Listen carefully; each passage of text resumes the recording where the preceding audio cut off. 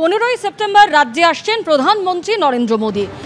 তার সঙ্গে আসছেন কেন্দ্রীয় প্রতিরক্ষা মন্ত্রী রাজনাথ সিং। একই সঙ্গে প্রধানমন্ত্রী নরেন্দ্র মোদীর সঙ্গেই আসছেন কেন্দ্রীয় প্রতিরক্ষা মন্ত্রী রাজনাথ সিং।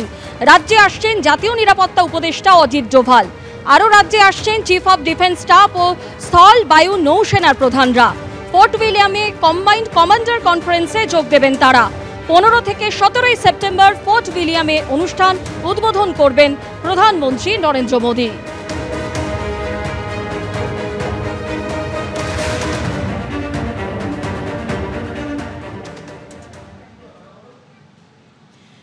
সেপ্টেম্বর রাজ্যে আসছেন প্রধানমন্ত্রী নরেন্দ্র মোদী এবং কেন্দ্রীয় প্রতিরক্ষা মন্ত্রী রাজনাথ সিং। এর আগে এই সংক্রান্ত খবরে বলা হয়েছিল প্রধানমন্ত্রীর সঙ্গে রাজ্যে আসছেন কেন্দ্রীয় স্বরাষ্ট্রমন্ত্রী অমিত শাহ। অনিচ্ছাকৃত এই ত্রুটির জন্য আমরা দুঃখিত এবং ক্ষমা প্রার্থী। এই মুহূর্তে সরাসরি চলে যাব শুভেন্দু অধিকারী কি বলছেন, নজর রাখবো। পেছনে একটা কথাই লেখা আছে, চিত্ত যেতা ভয় শূন্য, উচ্চ যেতা শীত, জ্ঞান যেতা মুক্ত গৃহের প্রাচীর, আপন প্রাঙ্গণ তলে দিবস স্বর্গরে, বসুধারে করে নাই খণ্ড ক্ষুদ্র করি। কবি গুরু লহ প্রণাম, বিশ্বকবি লহ প্রণাম, বিশ্বকবির অপমান, বিশ্বকবির অপমান, বিশ্বকবির অপমান। এই জিহাদিকে গ্রেফতার করতে হবে, দৃষ্টান্তমূলক শাস্তি দিতে হবে, মুখ্যমন্ত্রীকে বিবৃতি দিতে হবে, মুখ্যমন্ত্রীকে বিবৃতি দিতে হবে, ওই কলেজের অধ্যক্ষকে সাসপেন্ড করতে হবে। বিশ্বকবির অপমান। আপনারা শুনলে খুশি হবেন, আগামীকাল রাজ্য জুড়ে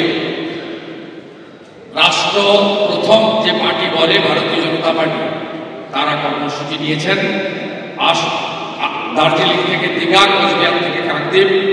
আগামীকালও ব্যাপক বিক্ষোভ সংগঠিত হবে। বালি পাচার কাণ্ডে সকাল থেকে কলকাতা সহ জেলার বিভিন্ন জায়গায় তল্লাশি অভিযান চলছে এবং সকাল থেকে আপনাদের যে ছবি দেখিয়েছি, 100রও বেশি অফিসার 22 জায়গায় তল্লাশি অভিযান চালায়। কলকাতা, সল্টলেক, ঝাড়গ্রাম, মেদিনীপুর, খেজুরি, কল্যাণী একযোগে 22 জায়গায় ইডির তল্লাশি অভিযান চলছে। বালি পাচার মামলায় জিডি মাইনিং যোগে 22 জায়গায় তল্লাশি অভিযান চালাচ্ছে ইডি।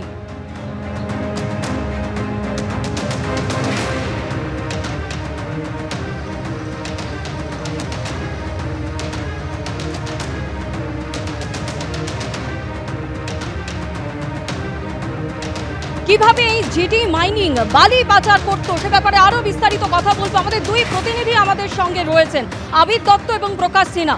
আবির, এই প্রশ্নই উঠে আসছে যে এই যে জিডি মাইনিং এর নাম উঠে এলো, কিভাবে এরা বালি পাচার করতো?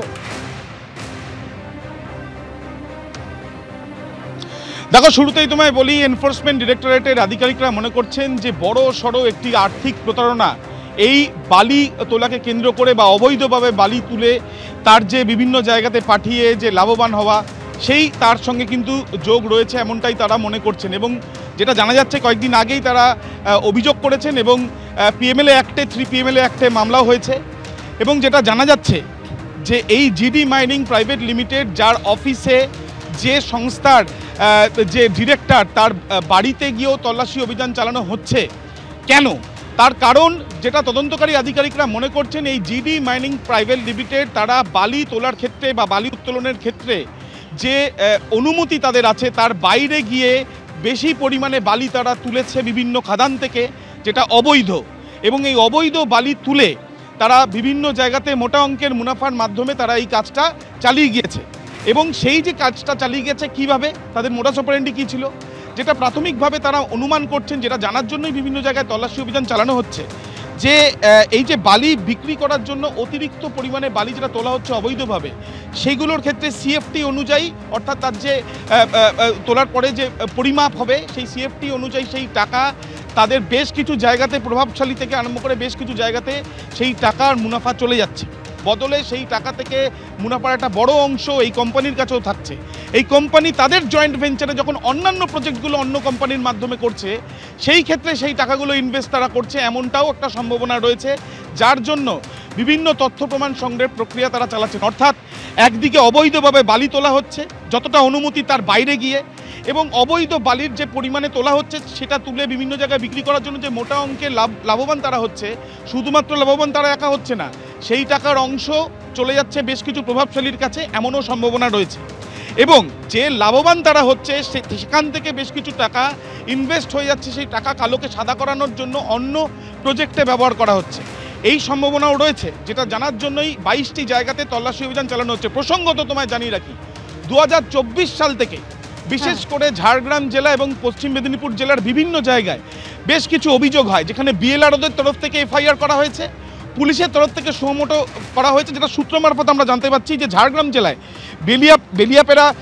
বেলিয়াবেড়া পুলিশ স্টেশন, গোপীবল্লভপুর থানায় 2টি এফআইআর হয়েছিল, এছাড়াও সাকরাইল থানা যেখানে বিএলআরওর তরফ থেকে এফআইআর করা হয়েছে, পশ্চিম মেদিনীপুর জেলার দাঁতনে 3টি এফআইআর করা হয়েছিল, এবং গোপীবল্লভপুর থানায় যেমন বিএলআরওর তরফ থেকে অভিযোগ হয়েছে, তার সঙ্গে সঙ্গে বেলিয়াবেড়া থানাতে সেখানে সুমোটোও অভিযোগ হয়েছে, অর্থাৎ একাধিক অভিযোগ রয়েছে। সেটা সম্পর্কে প্রায় 8 থেকে 9টি অভিযোগ রয়েছে বিভিন্ন জায়গায়, এবং যেই অভিযোগগুলো তথ্য ইতিমধ্যে তদন্তকারীরা পেয়েছেন, এবং সেই অনুযায়ী যে আর্থিক প্রতারণা হয়েছে বালিকে অবৈধভাবে বালি তোলাকে কেন্দ্র করে, সেই বিষয়ে তদন্তে বিভিন্ন জায়গায় তারা কিন্তু ইতিমধ্যে তল্লাশি অভিযানে।